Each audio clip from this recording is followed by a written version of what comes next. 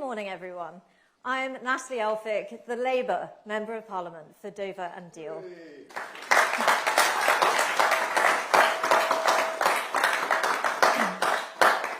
As you all know, this week I joined the Labour Party to be part of the change our country needs.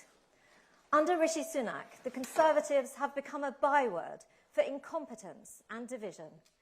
They have abandoned the centre ground and failed to deliver for the British people.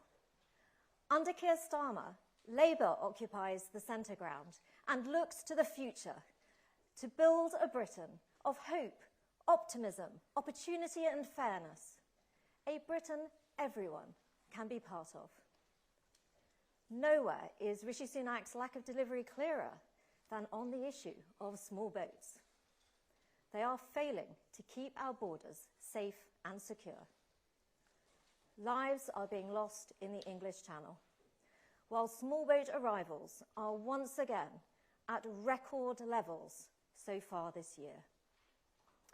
It's clear that Rishi Sunak has failed to keep our borders secure and cannot be trusted. A fresh approach is needed, an approach that puts at its heart a commitment to border security, which tackles the criminal gangs behind the small boats crisis and saves lives. I'm delighted to be joined in Dover today by the Labour leader, Keir Starmer, and the Shadow Home Secretary, Yvette Cooper. And with that, I'll now hand over to Yvette.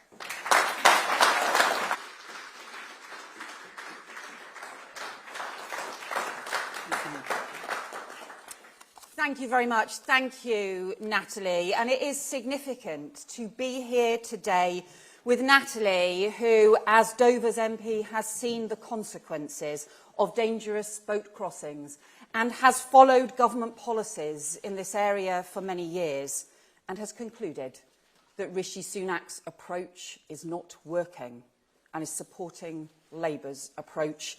We welcome Natalie to Labour. And we hope that across the country, people who did not vote Labour in the last election will be ready to support us this time, to deliver the change that Keir is leading and that our country so desperately needs. Dangerous boat crossings are undermining our border security and putting lives at risk.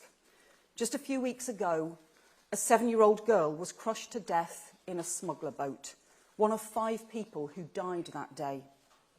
And we've seen the sickening images of violence on the French coast as gangs push more and more people into these flimsy dinghies, gangs that are part of a network of organised criminals making hundreds of millions of pounds in profits, networks that stretch from here in the UK right across Europe through Kurdistan to the money markets of Kabul and beyond. And those networks have taken root along our borders over the last 5 years. We cannot let them get away with it. And that is why we have been working with and hearing from national security experts, border security experts, looking at the experiences of successful security operations and approaches around terrorism in the past.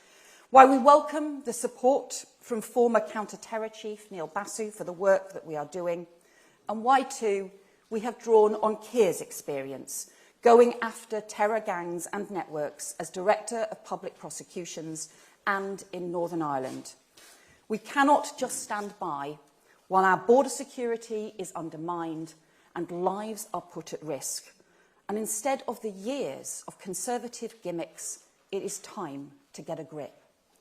So before we hear from Keir about the new proposals that Keir is setting out as leader of the Labour Party today, let me hand over now to Labour's candidate for the next election here in Dover, someone who has himself worked for the National Crime Agency and has deep experience on intelligence and cooperation to go after the criminal gangs. Welcome, Mike Tapp.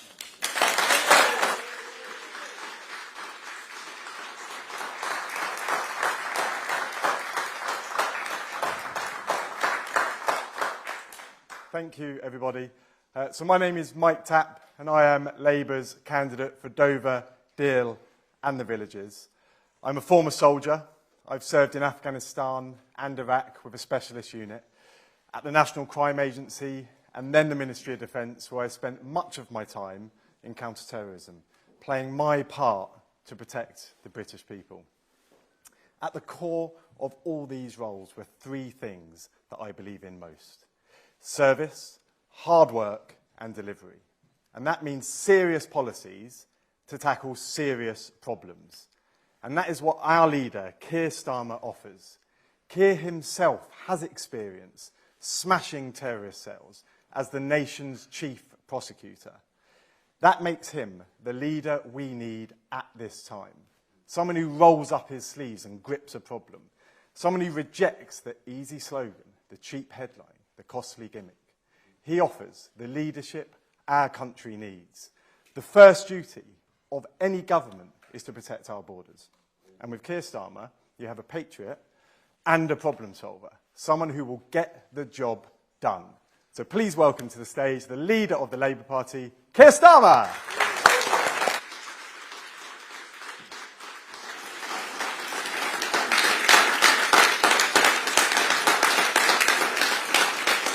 Thank you. Thank you very much. Thank you, Mike, for those words. What a fantastic campaign you are running. Thank you, Natalie. It's fantastic to be in your constituency. Welcome to the Labour Party. It's so great to have you on board. And Yvette, thank you for not just your words, but all the work you've done over such a period of time on this important brief and this important challenge. And it's great to be here on a sunny day in Kent, the Garden of England. And I used to play football around here for years. The uncompromising, no-nonsense, hard-knocks training school of the Kent Boys League. So I'm very familiar with this part of the world. But after the elections last week, I have to say, it's a part of the world that the Tories are increasingly unfamiliar with. A county not just green and pleasant, but now also turning red. And by the way, on a day like this, I really am sorry that we're doing this indoors, but we'll be out there before too long. But today we are here on serious business, because this is a community on the front line of one of the gravest challenges we face as a nation. Illegal migration is a test of seriousness for all governments and would-be governments. And not just here, right across the world. A symbol, as I said in my conference speech last year, of a more volatile world, an age of insecurity. Now, it's a really hard nut to crack. I'm not going to pretend otherwise. Tackling organised crime is always hard, especially across borders. Now, I know that from my work at the Crown Prosecution Service on drug smuggling or counter-terrorism operations. And let's be clear at the start. This is a criminal enterprise that we are dealing with. A business that pits nation against nation, that thrives in the grey areas of our rules, the cracks between our institutions, where they believe they can exploit some of the most vulnerable people in the world with impunity. A vile trade that preys on the desperation and the hope it finds in its victims, the common humanity that ultimately it seeks to extinguish. And not so long ago, back in 2016, I went for myself to visit the refugee camps on the outskirts of Calais. It was winter, I think it was February. It was absolutely freezing. The ground was mud, sodden with rain and human waste. And I saw children there, two in particular in my mind, who were the same age as my children. Back then, that was age 5 and age 7, huddling together in a tent that offered almost nothing in the way of warmth.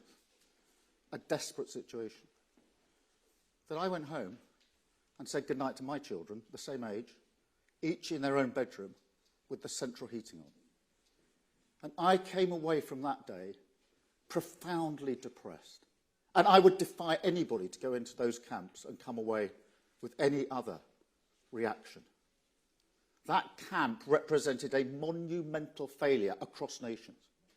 People had been brutally let down by governments, of course, not just in terms of the awful conditions, but also because the failure of our asylum system had encouraged a false hope, a hope that had unequivocally made those people more vulnerable to exploitation.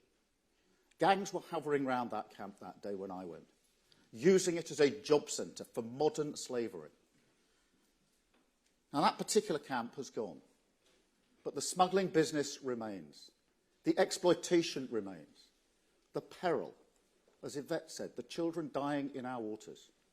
Just 3 weeks ago, a 7-year-old girl, the same age as one of the children I saw in that camp. That all remains. And no matter how good anyone thinks their intentions are, turning a blind eye to this business, not understanding how important a rules-based asylum system is for tackling that exploitation, for removing the criminal business model, if you like, that is not progressive and compassionate position. It is the complete opposite of a progressive and compassionate position. This problem must be tackled. These gangs must be stopped. Our asylum system must be rebuilt. Our borders must be secured.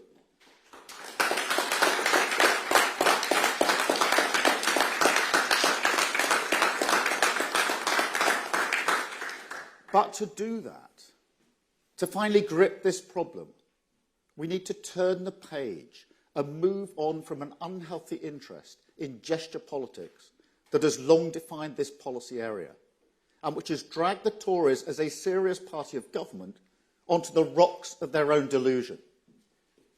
Let me give you a few examples of what I mean by gesture politics. September 2020, the Sun newspaper reports that the government is exploring the procurement of Yamaha jet skis. The plan, allegedly, to patrol the English Channel and tow boats containing asylum seekers back to France. October 2020, the Financial Times reports that the government is undertaking a secret consultation with the maritime industry. The plan this time, constructing floating walls or maritime fencing in order to block small boats. And presumably, in the busiest shipping lane in the world, all other boats. December 2020, and Yvette will remember this well.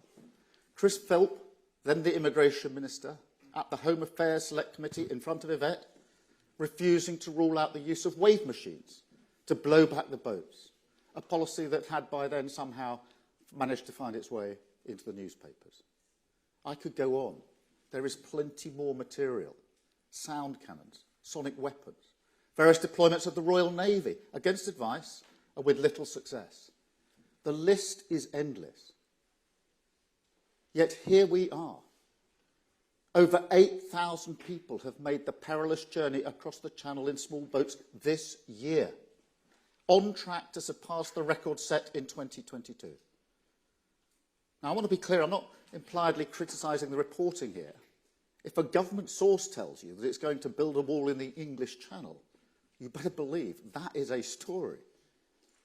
But the question this record must raise is whether the latest gimmick, the Prime Minister's Rwanda scheme, can really be taken as a serious solution to this important challenge. I don't think so. They will get flights off the ground. I don't doubt that. But I also don't doubt that this will not work. A policy that will see just a few hundred people removed to Rwanda a year. Less than 1% of the people who cross the sea in small boats every year. Less than 1% for £600 million. That is neither an effective deterrent or a good use of your money. And then you look at the rest of our border system, and honestly, it's like a sieve. Just the other day, the Home Office admitted it's lost track of thousands of people that they think have no right to be here.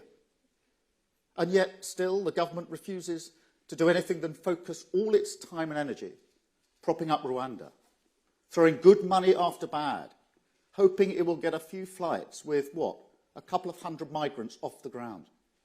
because it's symbolic for party management, for the election.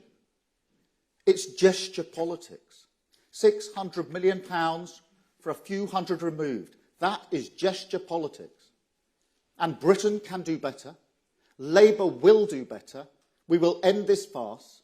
We will restore serious government to our borders, tackle this problem at source, and replace the Rwanda policy permanently.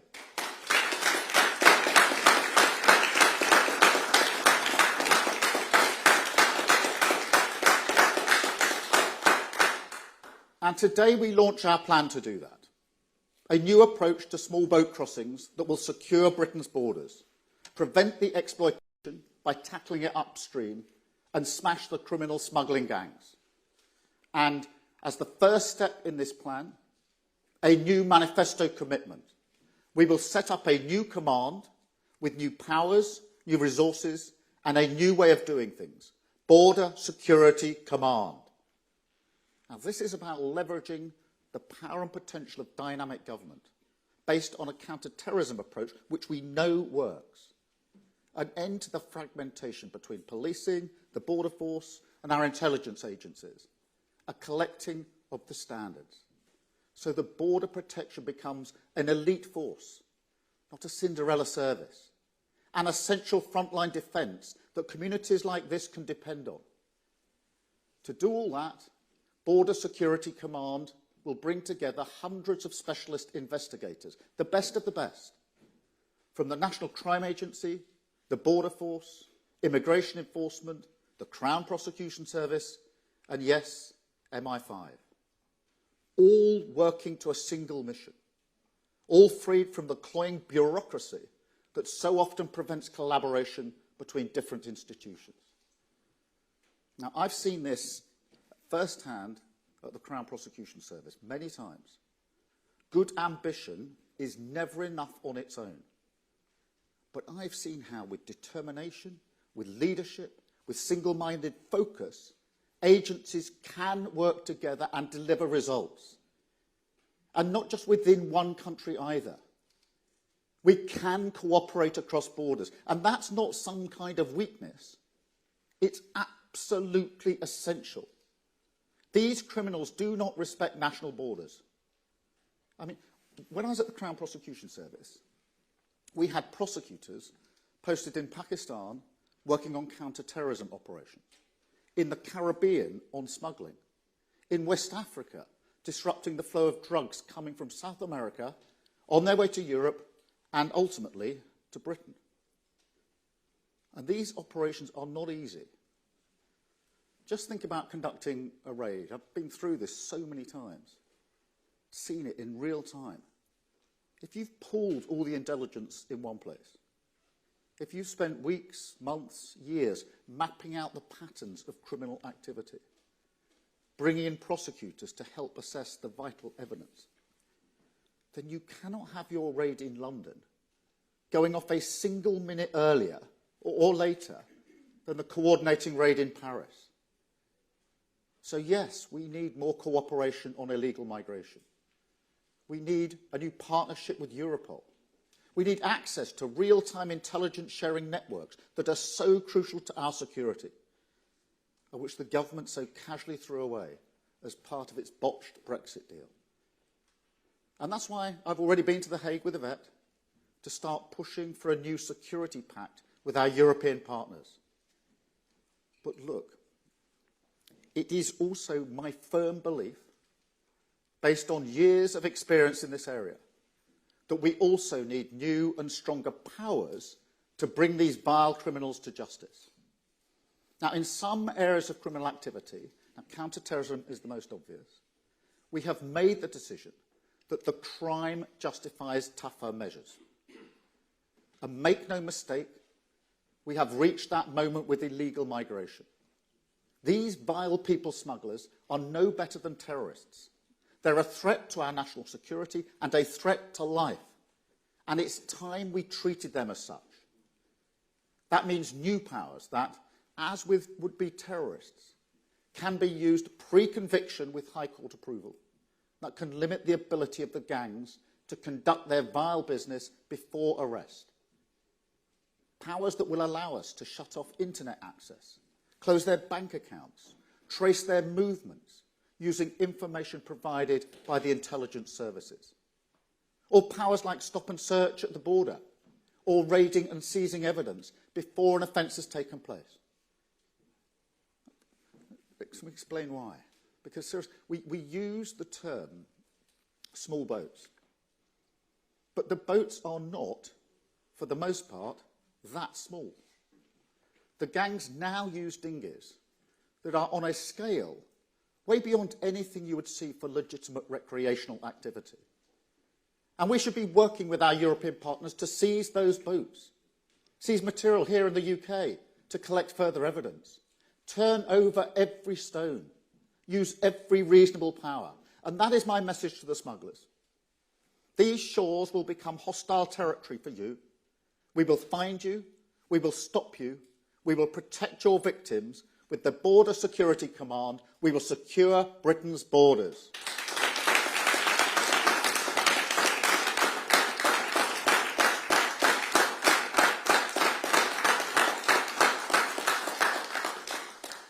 And we will also rebuild Britain's broken asylum system. As I said at the beginning, I believe in a rules-based asylum system. I believe that a system that processes claims quickly and humanely, and that finds ways, without squeamishness or cruelty, to detain and remove people who have no right to be here, is essential for security, fairness, and justice. It is a form of deterrence in itself. Because until we're seen around the world as a country that has a firm grip of the process at our border, until we're busting the Home Office backlog, arriving at decisions quickly without a fuss, so we can return people who have no right to be here, then yes, Britain will be seen as a soft touch. And it goes without saying, we do not have that effective deterrence at our borders at the moment. Our rules-based asylum system isn't working. Ask anyone in this part of the world. That much is obvious. So it's not hard to see why the Prime Minister might want a path to deterrence without the hard graft, the boring graft perhaps, of fixing the wider system. But I'm afraid, like so much of what he says these days, it's magical thinking, a symbol of the unquenchable Tory desire for the shortcut, the easy fix, the sticking plaster, gimmicks, not serious government. Let me spell it out again. A scheme that will remove less than 1% of arrivals from small boat crossings a year cannot and never will be an effective deterrent. It's an insult to anyone's intelligence.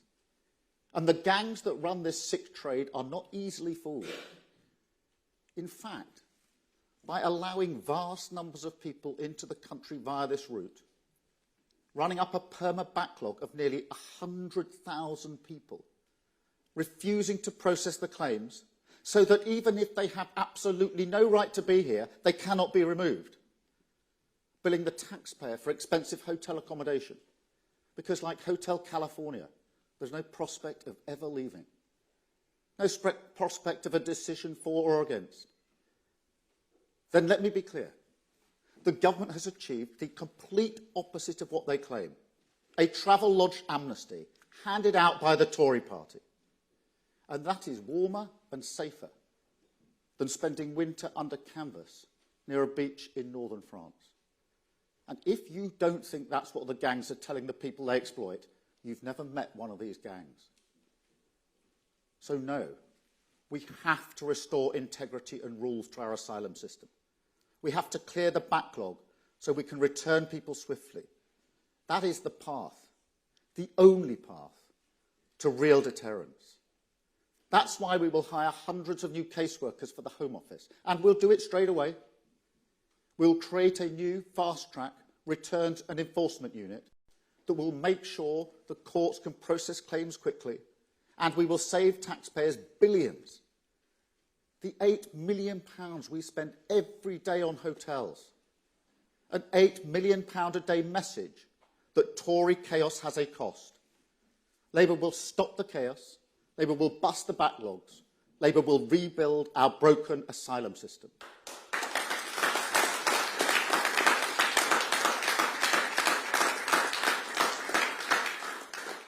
Now, these plans will be fiercely resisted. Of course they will. That's par for the course on this issue. I have no doubt that the British people fully support a rules-based asylum system. No doubt that the fair-minded majority want a system that can secure Britain's borders and uphold this country's fine tradition of providing sanctuary for people fleeing persecution. But this is a debate that has been captured by polarising voices. So every solution must run a gauntlet of bad faith objections just to get a hearing. Now, on one side of the debate, it comes from people who claim they want to reform the asylum system, but in fact they want to get rid of it. People who believe, based on their principles, that people should be able to move across the globe wherever, whenever, and however they want. No matter that, in this age of insecurity especially, that would lead to chaos, that, quite apart from any other objections, does nothing to advance global justice. Meanwhile, on the other side of the debate, some people pretend they want to reform asylum, when what they really want is for the British state to act with impunity, to tear up rules on a whim, because ultimately they do not want us to take in any asylum seekers whatsoever. I don't think there's many Tories who truly believe that. But what I do think is that they're too weak to admit that plainly, too weak to say that this is not and never should be a world we live in. Because Britain should show leadership on global issues that drive insecurity and migration. Britain should step up to tackle climate change, famine, and conflict. We do have a duty to work with other nations, and the state should not have untrammelled power against minorities or anyone. Our rules-based system should align with global rules that protect individual human rights. That is in our interest and the right thing to do.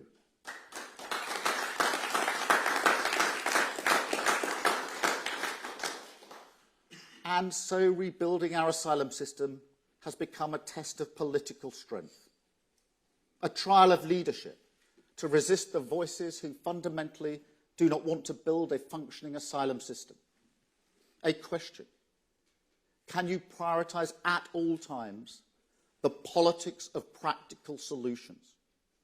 And can you reject the politics of performative symbols, the gimmicks and the gestures? Now, this is the story of what has happened to this government. The explanation of how a party that cares about illegal migration, there's no doubt about that, finds itself with a record of failure as total and stark as this. It isn't just rank incompetence, though it is that. It's also about who the Tories are now. And I'm afraid to say it's also about our politics as a whole. A culture that's part of the water in Westminster, that rewards the grand gesture, the big talk, while disregarding the detailed practical action that over time moves a nation forward step by step. Take Northern Ireland. Because in my lifetime, there is no more powerful example than that. And I was there, in the room, helping create a police service that could work for all communities, trying to move a nation slowly but surely towards the hard work, the long work, the patient work of real change. I don't want to stretch that analogy too much, but that is what the hard graft of change means to me. And it's the kind of approach that tackling small boats requires now. So I say to the British people, if I am elected to serve this country, if I earn that privilege, I will turn the page on Westminster's talk tough, do nothing culture. Not just on small boats, not just on migration, on everything. And I don't know if that's a new politics or whether it's a return to the bare minimum you should expect. But if you vote Labour, that is what you will get. And if you don't believe me after 14 years of broken promises from the Tories, that's understandable. But as the country's chief prosecutor, I smashed the terrorist gangs. And I know we can smash the people smuggling gangs. I dragged my party away from the allure of gesture politics. And I will do exactly the same to Westminster. No more gimmicks. The character of politics will change.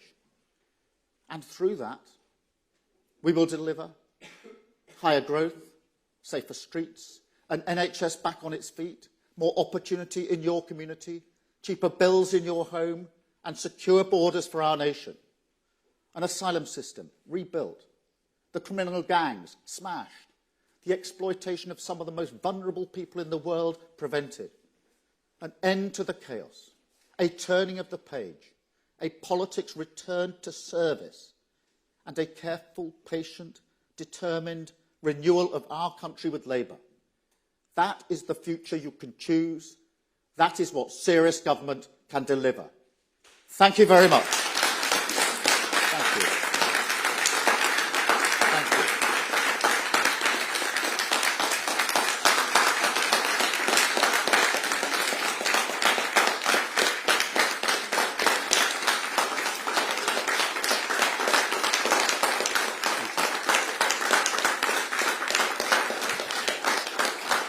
Thank you all very much. I'm now going to take a number of questions from the media. I'm starting, Beth, with you, Beth from Sky. Thank you, Keir Starmer. You say you're going to end the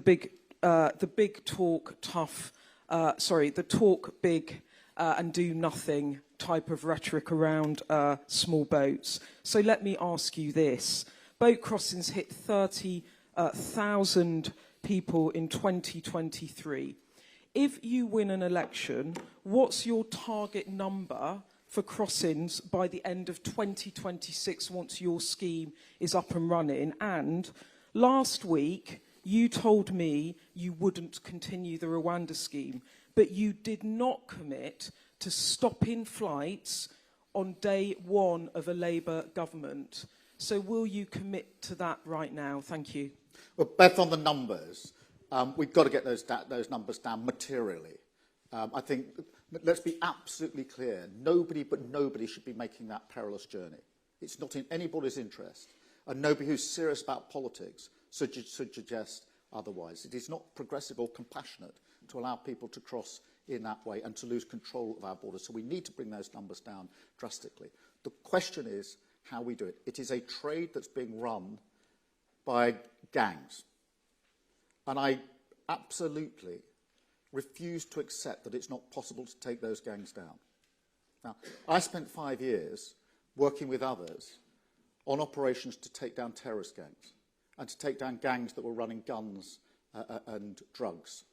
I do not believe for 1 second that these gangs are more sophisticated than the gangs that we took down, the terrorist gangs. So I refuse to accept that this is impossible, which is why we want to set up this command. I refuse to accept this work can't be done. I refuse to accept that these boats, which are basically being made to order, can't be intercepted. They're being held on the continent and brought to the north coast of France. So I'm absolutely convinced that this can be done to get those numbers down. We will scrap the Rwanda scheme. I said that to you when we last met last week, the time before last. That means ending the scheme absolutely, flights and all. It is not going to work. It is an absolute waste of money. It is a gimmick, not a solution. And the point of the last point of my speech is to say I'm not prepared to have a government, as we've got now, that is run on gimmicks, because that is not producing the change that people so desperately need in this country. Thank you so much, Beth. Anushka, can I come to you? Thank you. Anushka Rastana, ITV News. Keir Starmer, you clearly want to reach out across the aisle, but how far are you prepared to stretch? Is Nigel Farage welcome in this new Labour Party? Your Shadow Health Secretary has suggested maybe we should draw the line at Liz Truss. So is everyone with politics up to her welcome? Well, look, I'm very pleased to welcome Natalie to the Labour Party. You heard for yourself the reasons that she took a very difficult step. It's a very difficult thing to cross the floor of the House of Commons from one party to another. Nobody just does it without a huge amount of thought. And Natalie's conclusion, having thought about this profoundly, is that Rishi Sunak has effectively lost control of the borders and that the Tory party is characterised by incompetence and the Labour Party has changed. I think that's a very powerful thing to have said. It's testament to the hard work that we've put in the Labour Party. And this changed Labour Party ought to be a place where reasonably minded people, whichever way they voted in the past, feel that they can join with our project to change the country for the better. And so it is an invitation that we should be less tribal in the pursuit of a better country and invite people to our party who want to join in our project of national renewal. And I'm very pleased to be able to extend that invitation, not just to Labour voters, but people who voted for other parties in the past, because I genuinely believe that reasonable-minded people want their country to do better, want progress for themselves, their families and their communities, and that they will want to join the hard work, not the gimmicks, the hard work that this new Change Labour Party will bring about. Thank you, Anushka. Chris? Look, I'm not going to go into... I think that's the last person who'd want to join this Labour Party, but I'm not... a list of names doesn't help anyone, but Nigel Farage won't want to join Labour. But there is a serious underpinning point that actually, if we're to renew our country, we do need to ensure that we carry as many people with us as possible. And I genuinely think that most reasonably minded people across the country, who may or may not be into politics, we think about it all the time, most people don't, do want a better country for their family, for their community, and they want the country to go forward. And what I want is a decade of national renewal where people say, I may not be tribally Labour, I may not have always voted Labour, but I actually think this is a good, serious proposition about improving our country. And I make no bones about that. That may be because I came into politics late in life, because I didn't spend my whole sort of formative years in the tribal politics of Westminster. But it matters to me that we're able to have a project which reasonable people feel I can get behind that. Thank you, Anushka. I better give slightly shorter answers, otherwise I was going to be here all day. Chris, that's no reflection on your question. Alistair can be as long as you like. Chris Mason from BBC News. Can I push you, Keir Starmer, on the specifics of what success looks like? You talked there about getting the numbers down materially. What does that mean? Does that mean halving small boat crossings? Does that mean eradicating them entirely within a first Labour term? And to be specific about the cancellation of the Rwanda scheme, can you answer explicitly, does that mean no flights taking off from the moment you become Prime Minister? Let me deal with those in two parts. Look, we do need to dramatically reduce the numbers. Obviously, I'd like it to come down completely. I'm not going to put a false number in it, but I'm not going to shy away from the fact that this needs to materially reduce. These numbers need to come right down. And to do that, we have got to stop the vile trade that is running it in the first place. Now, I have seen that done, as I've said, in relation to terrorism, in relation to drug smuggling and gun smuggling. It can be done. And when you do it, you stop, in a terrorist case, you stop a planned operation or whatever it may be. One of the proudest things I did at the Crown Prosecution Service was Operation Overt, which was a plan to bring down 7 aeroplanes at the same time as they were crossing the Atlantic. You can take very effective action and therefore to reduce those numbers. But it does require serious coordination, serious action of the sort that we've set out today. And this is the complete opposite of a gimmick. I'm not going to pretend this isn't hard work. That's why I said at the beginning, I'm not going to pretend this is an easy thing. You just flick a switch and this is... But it is hard work based on my experience of having done this in relation to other gangs. And as I say, I do not accept that this outfit, this operation is any more sophisticated than the ones that I've already had to deal with, as others have dealt with. But look, so far as Rwanda is concerned, we will cancel the scheme. We don't think the policy is going to work, and we think it costs a fortune. So, of course, that means we won't operate the scheme at all. I'm not interested. It's a gimmick. I'm not going to flog a dead horse. I'm going to waste my time on gimmicks. And this is about political capital. because the Prime Minister has chosen to put his political capital, which is considerable, behind the Rwanda scheme. I would put my political capital into the setting up the command and working with other governments to ensure that it works effectively. And that is about choice, but that's the choice I would make. Thank you, Chris. Natasha from LBC. Hi, Sir Keir. Natasha from LBC. Can I just push you on the timetable for this? You've just said you're going to scrap the Rwanda plan. Is this going to be in your first 100 days? And just on the reaction from your own MPs to Natalie Elphicke's defection, it's been one of shock and anger for a lot of MPs. Jess Phillips has said it's like being punched in the gut. One MP is reported to have cried at the news. Are you concerned that she makes you a very easy target for Tory political attacks and makes you look like a man that doesn't stand for anything? Firstly on the timetable, look, we're going to get rid of the policy straight away. I'm not going to continue a policy I don't think is going to work, which is going to cost a fortune. I'd rather use the money that's being thrown at the Rwanda scheme and put it behind the command that we want to set up. And the command can be set up very, very quickly as well. It doesn't require primary legislation. Some of the powers I've outlined are already in primary legislation. Others will require some legislation, which I think we can pass very quickly. So I see this as a very fast timetable to get this off the ground. And in relation to Natalie, look, this is a very important and significant crossing of the floor for the reasons that Natalie has set out. And I think anybody reading the words she said this morning would be persuaded that this is a very significant thing. You've got a Tory party that is losing votes, losing MPs, losing councillors, losing mayors across the country. It's a Conservative party that's on its last legs.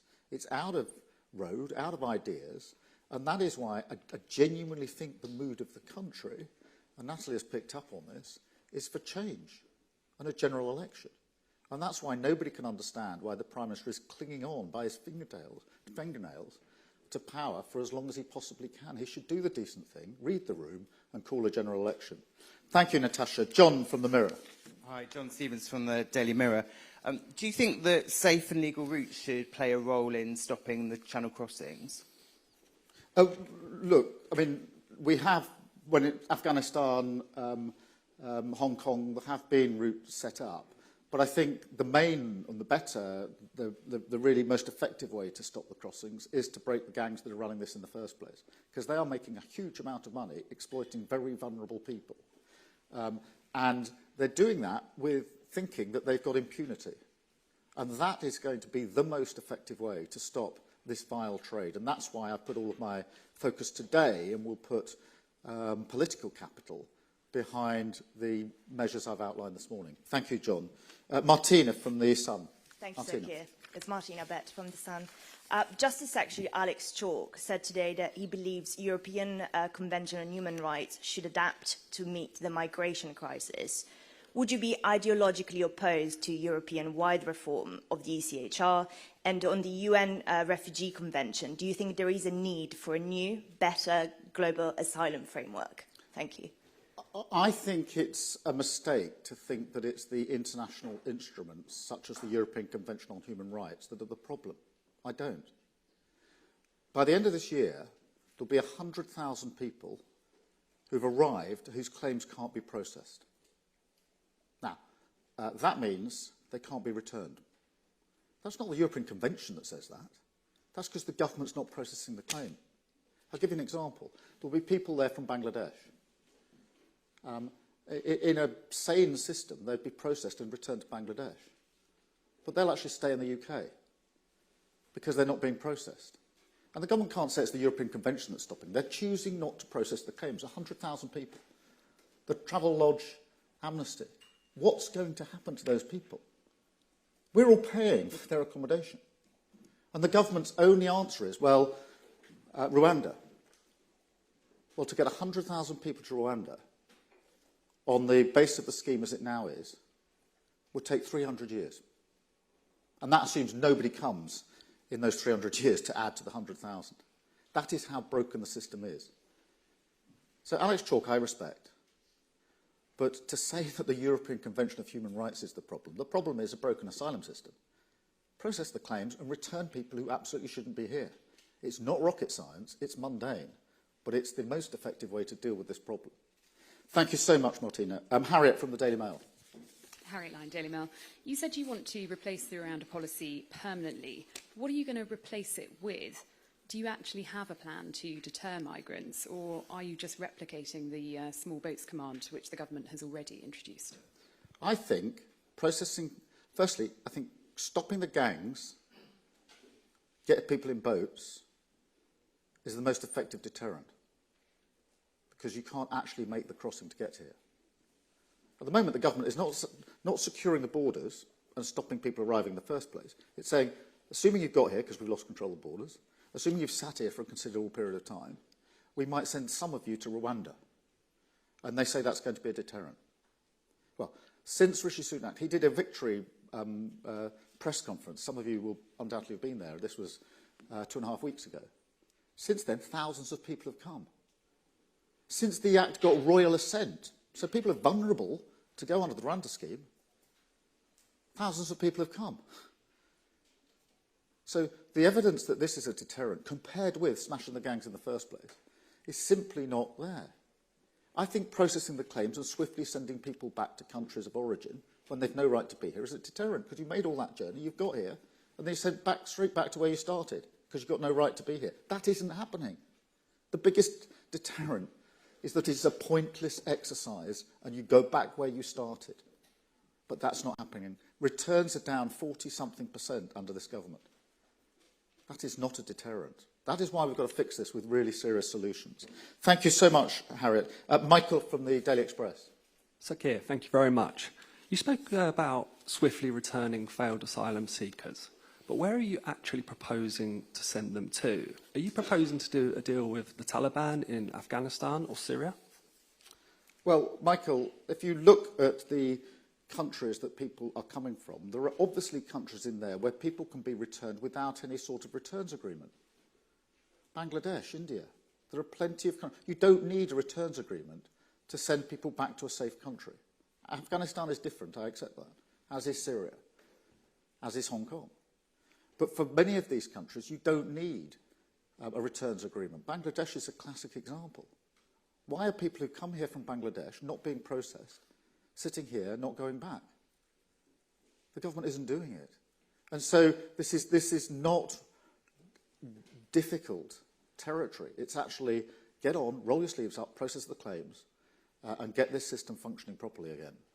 And we can make a material difference. Afghanistan, I grant you, is a different proposition, because many people who came from Afghanistan are fleeing from the Taliban, and we all remember what the situation was like 2 years ago. That is why there is supposed to be in place a scheme for those fleeing from Afghanistan to find safety. But we shouldn't overestimate and talk up the difficulty here. It's basic competence, seriousness, not gimmicks. Thank you very much, Michael. I've got Charles from the Telegraph. Hi. Charles. Will you seek to negotiate a returns deal with the EU if and when you get into government? And do you believe that you can get one? And would there have to be any quid pro quo in order to achieve that deal? Well, Charles, firstly, on the back of the last question, it is perfectly possible to return people to country of origin rather than the EU without an agreement with the EU and without an agreement other than basic consent from the country that is being dealt with. And we must never lose sight of that. We obviously lost the Dublin Agreement, and that needs to be replaced in some shape or form. I would accept that, so there can be returns. But let me be absolutely clear, that does not mean, because the Tories then jump in and say that means joining the EU scheme. That doesn't mean joining the EU scheme. We are not going to do that. We're not a member of the EU, and I'm not interested in joining that scheme. But I'm, press on this point that actually returning to country of origin, which is the most effective thing, is done with the consent of the country that we're sending people back to. That is not difficult. Thank you, Charles. Alina from The Guardian. Hi. Elena. Eleni Correa from The Guardian. You've spoken about the importance of Natalie Elphicke's defection to Labour. Will you now extend an invitation to all Conservative MPs who are unhappy with the government to enter defection talks with you? Well, that'll be a long list.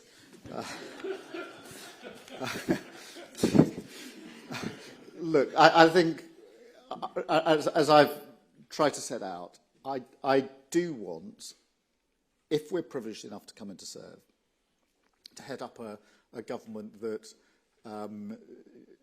is absolutely focused on a decade of national renewal.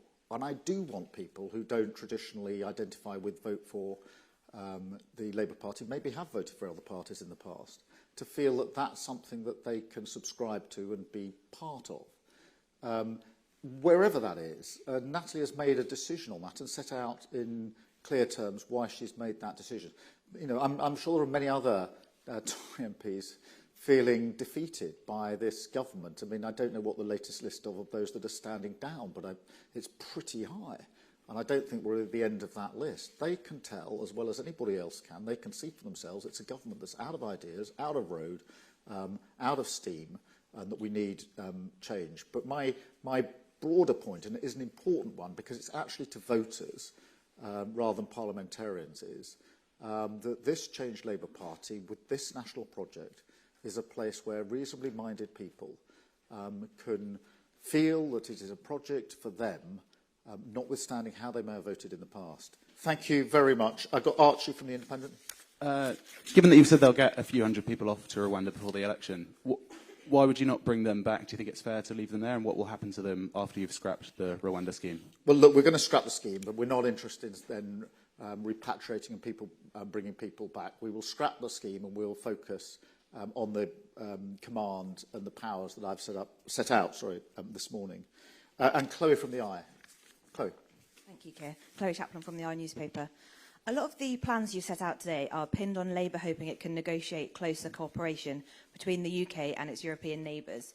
What conversations have you had with European partners on this, and have you had any commitments or assurances, or is this just all based on hope? Well, some of it can easily be done without any further agreements with Europe. So setting up the command doesn't require us to have agreed anything with Europe or anybody else. That is a way of bringing together, coordinating, giving a central drive to and increasing the powers and resources of what we have here in this country. And just to be clear about that, it's making sure those that are operating here in this country at the border, those that are operating upstream, the intelligence services, prosecutors operating upstream, are all working together. So that can be done without that agreement. The new powers that I've set out are about legislation in this country that can be done, drawing on some of the powers we use against would-be terrorists, as I've set out, whether that's tracing money, monitoring movements, etc. I do think that we should seek a security agreement with the EU, and that's why I went to The Hague with Yvette to have those discussions. That is about coordinating, sharing our data. It's about joint investigations and making sure the UK can lead joint investigations. That's hugely important, because we're very, very good at this, but at the moment we can't do it in the most effective way. I am confident that if we're serious about this, we can get the agreement that we need, because this is a shared challenge and these are shared solutions. But that's why I already went to The Hague some time ago now, to have those preliminary discussions about how we might make this work better. Thank you all very much indeed. I'm sorry it's hot in here, but we can now all go outside. Thank you so much. Thank you.